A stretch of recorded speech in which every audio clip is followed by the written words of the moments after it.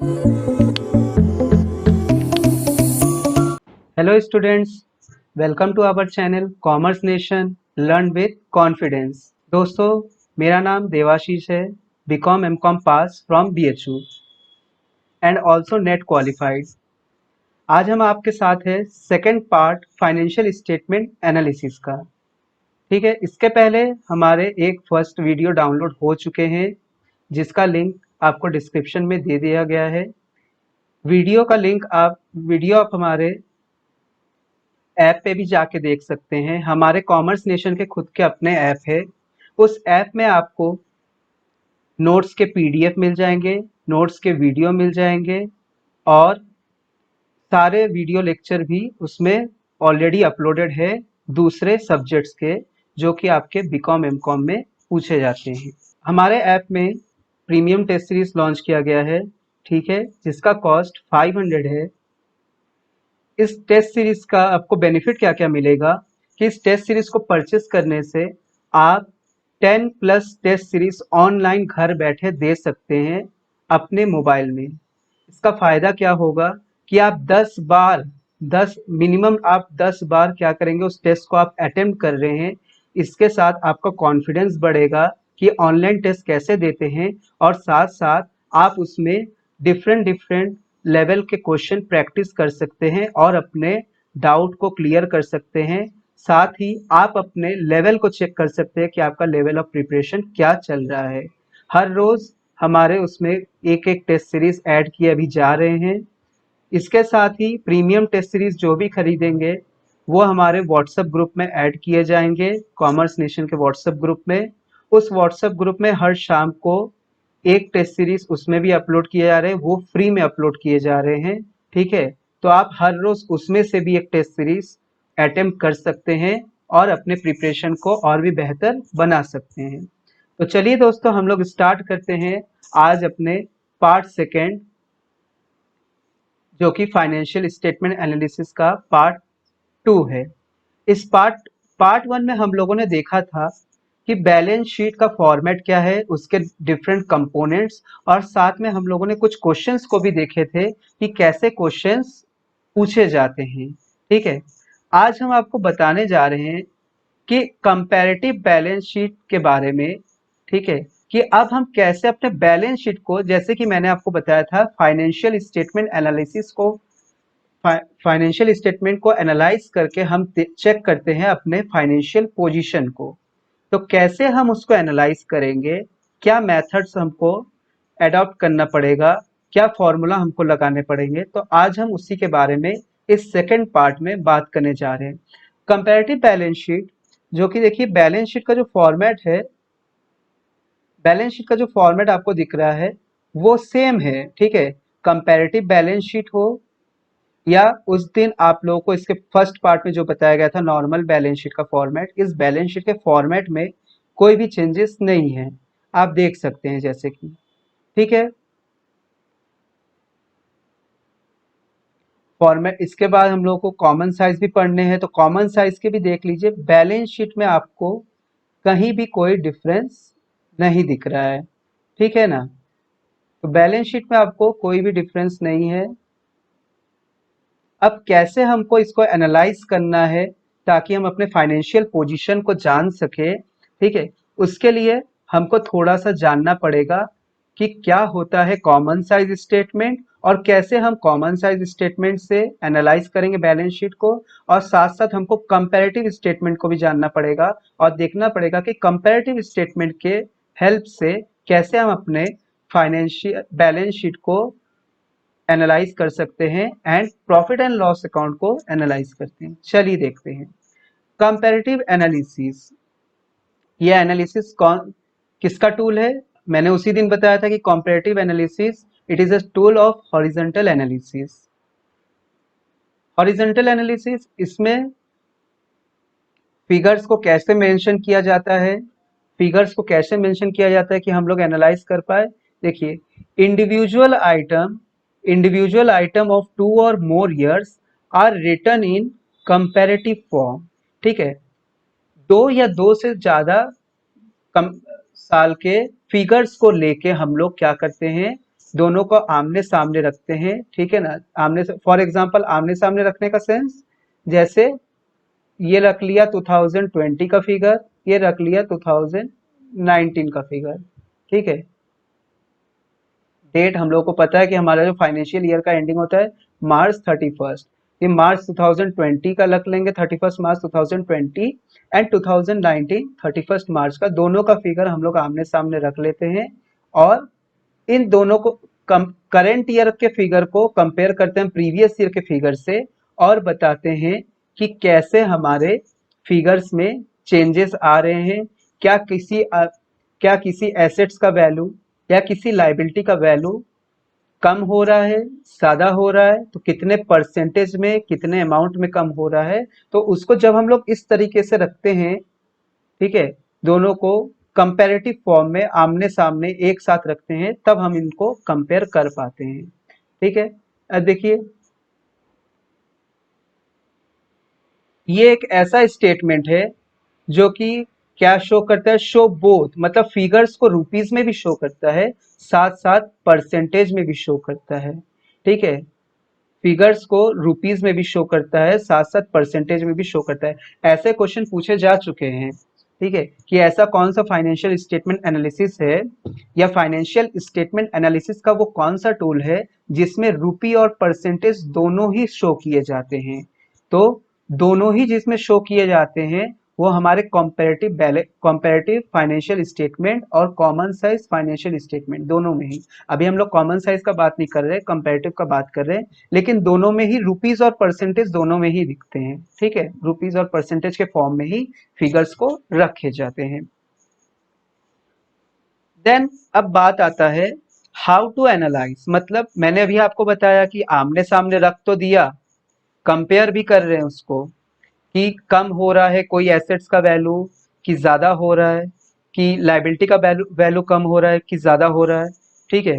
लेकिन कितने अमाउंट में, कितने परसेंटेज में कम हो रहा है, ज्यादा हो रहा है, कितने परसेंटेज में। तो उस परसेंटेज चेंज को हम लोग कैसे निकालते हैं, absolute change divided by figure of previous year, क्योंकि परसेंटेज में बताना है इसीलिए मल्टीप्लाइड बाय 100 करना पड़ेगा। आप लोगों को भी पता है कि किसी चीज को परसेंटेज में एक्सप्रेस करने के लिए मल्टीप्लाई करने पड़ता है 100 से, ठीक है। तो absolute change in this sense क्या बताना चाह रहा है ये, जैसे देखिए फॉर्मेट पे चलते हैं एक बार हम लोग, ठीक है ना। फॉर्मेट देखिए, ये देखिए बैलेंस शीट है, comparative balance sheet, as at या एज ऑन, डेट जो भी लिखा हुआ है, तो डेट जो भी लिखा हुआ है। अब देखिए इसमें फॉर्मेट वही है, मैं फॉर्मेट को बार बार नहीं बोलूंगा। एब्सोल्यूट चेंज मतलब यही, देखिए अभी मैंने बताया ना कि इंक्रीज हो रहा है कि डिक्रीज हो रहा है, वो हमको बताना पड़ेगा। तो कंपेयर करके, ठीक है, कंपेयर करके करेंट ईयर प्रीवियस ईयर को कंपेयर करके आपने बता दिया कि नेट इंक्रीज और डिक्रीज क्या हो रहा है, ठीक है, कि हर पर्टिकुलर आइटम को लेके हम बता सकते हैं किसमें क्या चेंजेस हो रहे हैं, और वो एब्सोल्यूट फिगर हमको यहाँ पे रुपीस के टर्म में लिखने होते हैं, ठीक है। रुपीस के टर्म में लिखने के बाद अब हमको परसेंटेज से कंपेयर करना पड़ेगा, जिसके लिए मैंने भी आपको फॉर्मूला बताया कि क्या फॉर्मूला है, एब्सोल्यूट चेंज, ये जो चेंज आएगा एब्सोल्यूट चेंज डिवाइडेड बाय, क्या करेंगे, absolute change divided by figure of previous year, मतलब previous year is taken as the base year, previous year is taken as the base year, ठीक है। तो absolute change divided by figure of previous year, ये देखिए इस case में कौन सा प्रीवियस ईयर है, 2018 is your previous year and 2019 is your current year. तो absolute change divided by previous year multiplied by 100, तो ऐसे करके परसेंटेज आ जाएगा। एक तो ये चेंज बता देगा कि इंक्रीज हो रहा है कि डिक्रीज हो रहा है, कितना इंक्रीज और डिक्रीज हो रहा है वो परसेंटेज के फॉर्म में इस परसेंटेज के कॉलम में शो किया जाता है। तो समझ में आया। देखिए आप लोगों को न्यूमेरिकल नहीं पूछा जाएगा, लेकिन for the sake of our knowledge, ठीक है, थोड़ा सा अपने कॉन्सेप्ट को क्लियर करने के लिए मैं आपको न्यूमेरिकल बता दे रहा हूं, और कैसे एनालाइज करते हैं वो भी मैं आपको समझा दिया, ठीक है। अब उसके बाद कंपैरेटिव स्टेटमेंट आप लोगों ने पढ़ लिया, इतना ही है कंपैरेटिव स्टेटमेंट। एक बार कॉमन साइज को पढ़ लेते हैं, उसके बाद आपको बताते हैं। अभी मैं इस बात को छोड़ रहा हूँ, यहाँ पे जो मैंने सर्कल बना के लिखा हुआ है एक बात, इस बात को मैं अभी छोड़ रहा हूँ, पहले हम लोग एक बार कॉमन साइज के डेफिनेशन को देख लेते हैं और उसके कंसेप्ट को एक बार समझ लेते हैं, देन उसके बाद हम लोग इसके बारे में बात करेंगे कि सर्कल में ये क्या लिखा हुआ है। देखिए, common size statement, it is also analysis tool. किसका ये एनालिसिस टूल है? Vertical analysis. मैंने इसके पहले जो वीडियो अपलोड किया था फाइनेंशियल स्टेटमेंट एनालिसिस का, उसमें मेथड्स बताए हुए हैं और बताए हुए हैं कि कैसे वर्टिकल एनालिसिस में कौन कौन से टूल होते हैं। ठीक है, तो वही बात उसमें बताया गया था कि कॉमन साइज स्टेटमेंट एनालिसिस जो है, it is a tool of vertical analysis. ठीक है, अब क्या होता है देखिए, all the figures are converted into percentage to some common base. Common size statement में भी क्या किया जाता है, सारे फिगर्स को परसेंटेज में कन्वर्ट तो किया जाता है लेकिन एक कॉमन बेस लेके। ठीक है, एक कॉमन बेस लेके परसेंटेज में हम लोग क्या कर देते हैं, चेंज कर देते हैं। ठीक है, अब देखिए वो कॉमन बेस कौन सा होगा, मैंने अभी आपको बताया कि कॉमन बेस लेके चेंज कर देते हैं हम लोग किसको, फिगर को परसेंटेज में। लेकिन अब वो बेस कौन सा होगा? फाइनेंशियल स्टेटमेंट में देखिए दो हम लोगों को पता है कि बैलेंस शीट बनते हैं, इनकम स्टेटमेंट बनते हैं। ठीक है, तो इनकम स्टेटमेंट यानी कि वही आपका profit and loss account, confuse नहीं होना है, ये इनकम स्टेटमेंट का मतलब ही प्रॉफिट एंड लॉस अकाउंट होता है। तो इनकम स्टेटमेंट अगर दिया है तो इसमें क्या बेस लेंगे, परसेंट, किसी भी फिगर को कन्वर्ट करने के लिए परसेंटेज में, तो बेस हमारा होगा नेट सेल। जो भी नेट सेल होगा वो बेस होगा। ठीक है, आप कोई भी फिगर, कोई भी कंपोनेंट उठा रहे हैं उसको कन्वर्ट करने के लिए परसेंटेज में, तो हर चीज का एक जो कॉमन बेस होगा इनकम स्टेटमेंट में, net sale is the base of our income statement. उसी तरीके से बैलेंस शीट में क्या बेस लेंगे, total of balance sheet. Total of balance sheet का मतलब, अगर आप लाइबिलिटी के किसी कंपोनेंट को कंपेयर कर रहे हैं, ठीक है, लाइबिलिटी के अगर किसी कंपोनेंट को कंपेयर कर रहे हैं, देखिए यहाँ पे मैं लिख देता हूँ, लाइबिलिटी के लिए total of liability, total liability.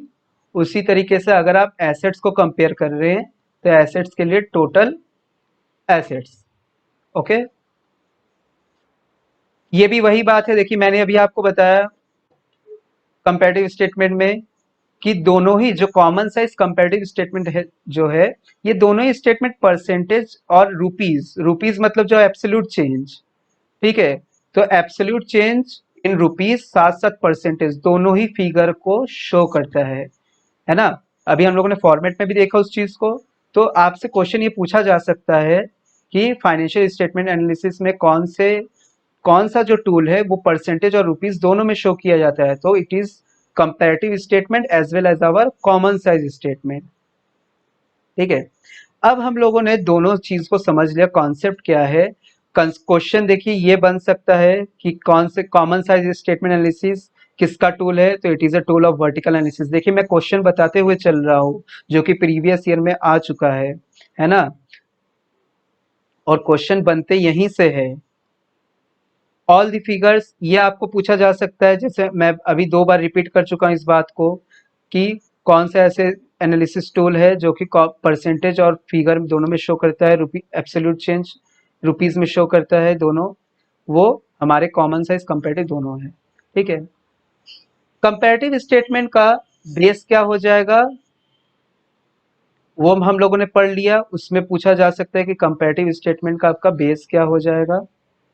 Comparative statement का जो बेस होगा फिगर ऑफ प्रीवियस ईयर, और कॉमन साइज का बेस क्या होगा, अगर इनकम स्टेटमेंट को कंपेयर कर रहे हैं तो नेट सेल वो उसका बेस होगा, बैलेंस शीट को कंपेयर कर रहे हैं तो बैलेंस शीट का टोटल उसका बेस होगा। ये हो गया हमारा, ठीक है, एक कॉन्सेप्ट क्लियर हो गया। देखिए मैंने यहाँ पे सर्कल बना के क्या लिखा हुआ है, अब इसको पढ़ते हैं आपको समझ में आ जाएगा। कंपैरेटिव स्टेटमेंट क्या करता है, कंपैरेटिव स्टेटमेंट हमारे same business are compared on different date, है ना, मतलब एक ही बिजनेस, फॉर एग्जांपल किसी का क्लॉथ का बिजनेस है, तो क्लॉथ के बिजनेस का अगर हमको फाइनेंशियल स्टेटमेंट एनालाइज करना है उसका, तो हम क्या करेंगे, कंपैरेटिव स्टेटमेंट के टूल से हम उसको कंपेयर करेंगे। फॉर एग्जांपल हमको 2018 और 2019 के सेल के बारे में जानना है और हमको एनालाइज करना है कि क्या मेरा 2018 से 19 के कंपैरिजन में सेल इंक्रीज हुआ कि डिक्रीज हुआ। तो तो हम क्या करेंगे, कंपैरेटिव स्टेटमेंट एनालिसिस का टूल करेंगे, यूज करेंगे टूल्स का। मतलब सेम बिजनेस का अलग अलग डेट में, अलग अलग ईयर के डेट में कंपेयर करना है। और हम चाहते हैं, हम अगर चाहते हैं कि मेरा क्लॉथ का बिजनेस है, किसी और का भी क्लॉथ का बिजनेस है, फॉर एग्जांपल मेरे किसी फ्रेंड का क्लॉथ का बिजनेस है, ठीक है, तो अगर मेरे किसी फ्रेंड का क्लॉथ का बिजनेस है, मेरा भी बिजनेस है, तो हमको, क्योंकि मार्केट में हम लोग एक ही बिजनेस को लेके चल रहे हैं, हमको कंपेयर करना है कि उसका बिजनेस प्रॉफिट में जा रहा है कि मेरा बिजनेस प्रॉफिट में जा रहा है। तो अगर मेरा बिजनेस प्रॉफिट में नहीं जा पा रहा है तो क्या हम गलती कर रहे हैं, उसको हम एनालाइज करेंगे। तो उस चीज को एनालाइज करने के लिए हम कॉमन साइज स्टेटमेंट का यूज करेंगे। मतलब कॉमन साइज स्टेटमेंट क्या कहता है कि comparison of profitability and financial position of two or more firm. ये देखिए अभी बताया मैंने कि मेरे फ्रेंड का भी बिजनेस है क्लॉथ का, मेरा भी क्लॉथ का बिजनेस है, और हमको कंपेयर करना है इसी साल में कि 2020 में या 2019 जो अभी पास हुआ, कि 2019 में हमारा बिजनेस ग्रोथ में था कि मेरे मेरे फ्रेंड का बिजनेस ग्रोथ में था। तो कंपेयर करेंगे कि एक ही साल में अगर कंपेयर करना है दो बिजनेस को लेके, ठीक है, तो हम कॉमन साइज और कंपेयर, नाम ही है कॉमन, कॉमन मतलब इन सेम बिजनेस, ठीक है ना, सेम बिजनेस का कंपैरिजन एक ही साल में, ठीक है ना, ड्यूरिंग द ईयर में ही, और कंपैरेटिव दो अलग अलग साल में। चलिए, हो गया कंपैरेटिव, आप लोगों को समझ में आ गया होगा कैसे कंपेयर करना है, बता दिया। इस इतने ही क्वेश्चन आप लोगों को पूछेंगे। ये तो बैलेंस शीट का था, एक आप लोगों को बता दिया मैंने प्रॉफिट एंड लॉस अकाउंट भी कैसे कंपेयर करते हैं, उसका भी एक फॉर्मेट देख लेते हैं, ठीक है। ये देखिए comparative profit and loss account, इसमें भी वही बात है, comparative profit and loss account ये बनाया हुआ है, इसका फॉर्मेट ये देखिए। सबसे पहले क्या आता है, revenue from operation means it is your sales. Sales हमेशा क्या होता है, gross sales minus net sale. पता होना चाहिए आपको कि रेवेन्यू फ्रॉम ऑपरेशन मतलब नेट रेवेन्यू फ्रॉम ऑपरेशन का बात कर रहा है। एड अदर इनकम, अदर कोई बिजनेस रिलेटेड इनकम होगा तो उसके बात कर, वो बात आ रहा है कि कोई अदर इनकम, ठीक है ना, बिजनेस इनकम हो गया मतलब operating income as well as your non operating income, दोनों का बात किया जा रहा है। Operating income, non operating income का बात किया जा रहा है। तो टोटल इनकम को हम जोड़ देंगे, यहाँ पे टोटल इनकम जोड़ने के बाद हम एक्सपेंसेस को लेस करेंगे। ये टोटल इनकम से क्या पता चलता है, ये टोटल इनकम से हमको ग्रॉस प्रॉफिट के बारे में पता चलता है ना। उसमें से लेस करेंगे एक्सपेंसेस, जो डिफरेंट टाइप ऑफ एक्सपेंसेस है। पहला एक्सपेंसेस क्या है हमारा, cost of material consume, that is cost of goods sold. Cost of goods sold को लेस करेंगे। Purchase of stock in trade, जो आपने परचेज किया। Change in inventory of finish goods, work in progress, stock in trade, ठीक है। इन सबको हम लोग लेस करते चलेंगे। एम्प्लॉय बेनिफिट एक्सपेंसेस, देखिए यहाँ से भी क्वेश्चन आ चुके हैं कि आपको एक कंपोनेंट दे देगा, जैसे फॉर एग्जांपल आपको पूछ देगा कि provident fund,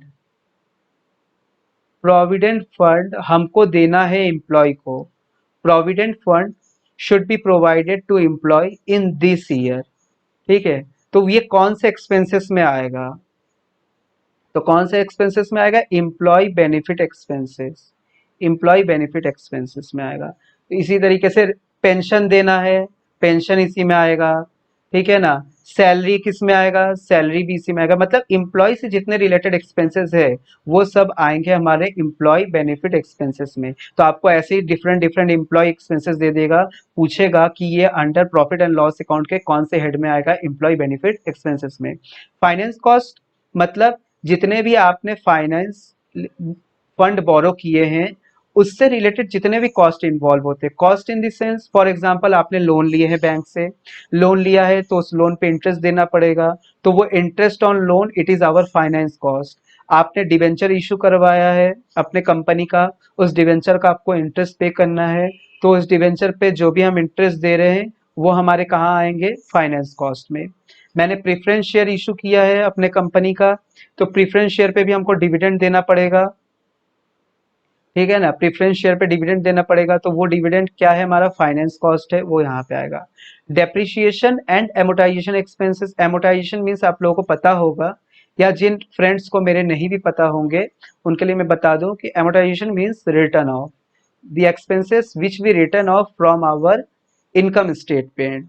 these are these are कौन कौन से होते हैं, एडवर्टाइजमेंट एक्सपेंसेस, उसके बाद आपके preliminary expenses, underwriting commission, discount on issue of share debenture etcetera, ये सारे हमारे एमोटाइजेशन एक्सपेंसेस होते हैं। गुडविल रिटर्न ऑफ, ठीक है, ये जितने भी हमारे ऐसे फिक्शिशियस एसेट्स हो गए या कोई इंटेंजिबल एसेट्स जिसको हम राइट ऑफ करते हैं, वो रिटर्न ऑफ वाले एक्सपेंसेस को ही हम लोग कहते हैं एमोटाइजेशन एक्सपेंसेस। तो डेप्रिसिएशन जो भी फिक्स एसेट्स में चार्ज होते हैं वो डेप्रिसिएशन यहाँ शो करेंगे। एमोटाइजेशन मतलब जो जितना राइट ऑफ करना है पर ईयर, जितना राइट ऑफ करना है हमको, वो राइट ऑफ एक्सपेंसेस यहाँ आ जाएगा।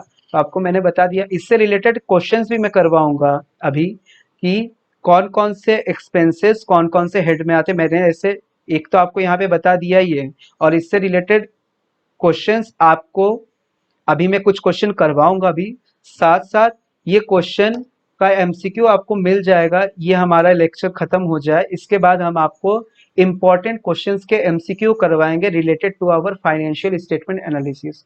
उस क्वेश्चन में आपको जितने भी अभी तक बीएचयू बीकॉम में क्वेश्चन आए हैं फाइनेंशियल स्टेटमेंट एनालिसिस से रिलेटेड, वो क्वेश्चन भी रहेंगे। साथ साथ हम लोगों के खुद के क्वेश्चंस भी रहेंगे जो कि हम लोगों ने आप लोगों के लिए फ्रेम आउट किया है, इंपॉर्टेंट है जो कि इस साल के लिए।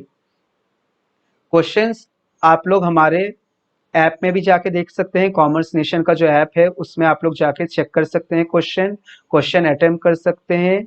उसमें फ्री मटेरियल है, नोट्स है, सारा कुछ आपको अवेलेबल है, वीडियो लेक्चर के साथ सब कुछ आप लोगों को फ्री में अवेलेबल है।